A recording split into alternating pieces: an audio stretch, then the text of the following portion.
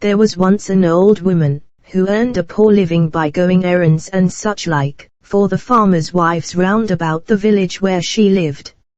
It wasn't much she earned by it, but with a plate of meat at one house, and a cup of tea at another, she made shift to get on somehow, and always looked as cheerful as if she hadn't a want in the world.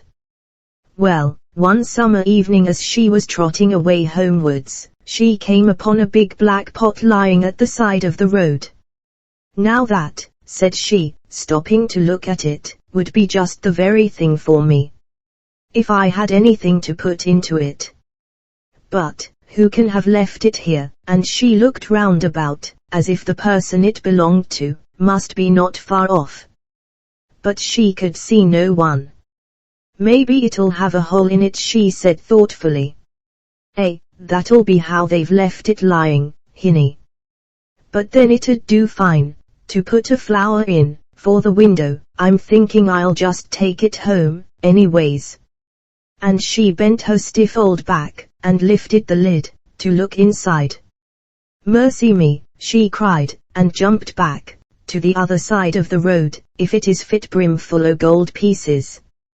For a while she could do nothing, but walk round and round, her treasure, admiring the yellow gold and wondering at her good luck, and saying to herself about every 2 minutes, "Well, I do be feeling rich and grand."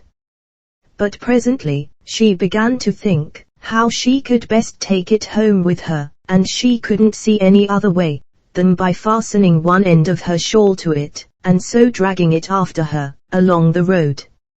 "It'll certainly be soon dark," she said to herself, "and folk'll not see what I'm bringing home with me, and so I'll have all the night to myself to think what I'll do with it.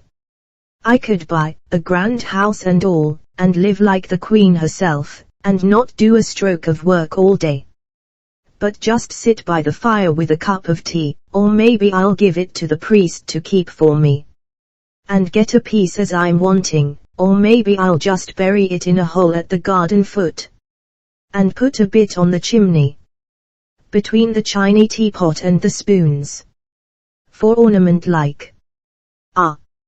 I feel so grand. I don't know myself rightly."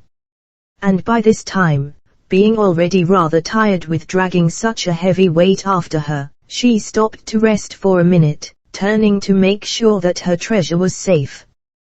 But when she looked at it, it wasn't a pot of gold at all, but a great lump of shining silver. She stared at it, and rubbed her eyes and stared at it again, but she couldn't make it look like anything but a great lump of silver. "I'd have sworn it was a pot of gold," she said at last, "but I reckon I must have been dreaming. Now, that's a change for the better. It'll be far less trouble to look after, and none so easy stolen. Yon gold pieces would have been a sight of bother to keep 'em safe. I'm well quit of them, and with my bony lump I'm as rich.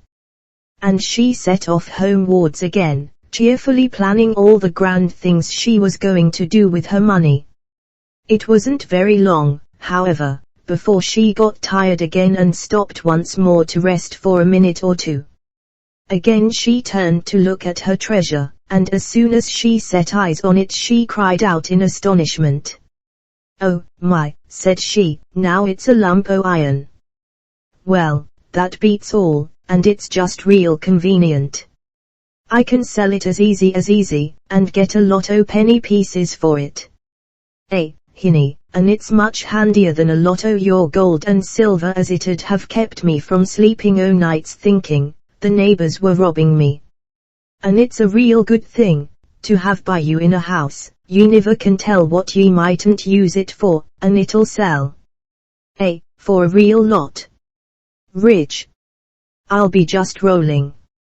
And on she trotted again, chuckling to herself on her good luck, till presently she glanced over her shoulder, just to make sure it was there still, as she said to herself, My," she cried as soon as she saw it, "if it hasn't gone and turned itself into a great stone this time. Now, how could it have known that I was just terrible wanting something to hold my door open with? If that isn't a good change. Hinny, it's a fine thing to have such good luck. And, all in a hurry to see how the stone would look in its corner by her door, she trotted off down the hill, and stopped at the foot, beside her own little gate. When she had unlatched it, she turned to unfasten her shawl from the stone, which this time seemed to lie unchanged and peaceably on the path beside her. There was still plenty of light, and she could see the stone quite plainly, as she bent her stiff back over it, to untie the shawl end, when, all of a sudden, it seemed to give a jump and a squeal, and grew in a moment as big as a great horse. Then it threw down 4 lanky legs, and shook out 2 long ears, flourished a tail, and went off kicking its feet into the and laughing like a naughty mocking boy. The old woman stared after it, till it was fairly out of sight. Well, she said at last, I do be the luckiest body hereabouts. Fancy me seeing the Headley cow all to myself, and making so free with it too. I can tell you, I do feel that grand. And she went into her cottage, and sat down by the fire to think over her good luck.